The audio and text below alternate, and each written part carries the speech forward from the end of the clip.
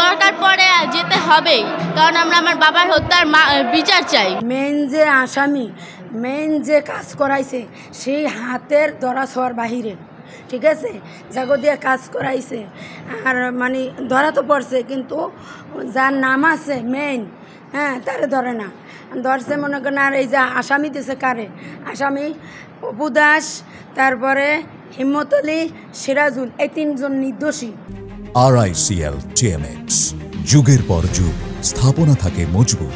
এই তিনজনের যেন তারা খালাস করে দেয়, এদেরকে আমরা দোষী করতে চাই না। নির্দোষী যারা তাদেরকে আমরা কোনোভাবেই এখানে জড়াইছি না। আমার বাইরে নিয়ে কোনো আমরা ব্যবসা প্রতিষ্ঠান খুলি না। আমার বাইরের হত্যার বিচার চাই, এইটুকুই আমাদের যথেষ্ট। আর আমাদের সেফ চাই না, তাদের তো কোনো মানে তারা তো ধরা ছোঁয়ার বাহিরেই। এখন তো যেতে হবে, যদি আমার ভাইয়ের বিচার না পাই, তারপরে আমাদের এইভাবে হয়রানি করে, তখন তো যেতে হবে। এই ব্যাপারে মনে করেন সন্দেহ করি, মনে করেন ওই যে ভাইয়া রনি, এই হয়েছে মেইন, তারপরে আর একটা জানি কায়েম মোল্লা, এরা আর কি ইয়ের সাথে, এই যে দলের সাথে জড়িত আছে, ঠিক আছে, এদেরকে। আর রাকেশ, এরা হয়েছে মেইন হোতা, এদের নামই নেই মামলায়।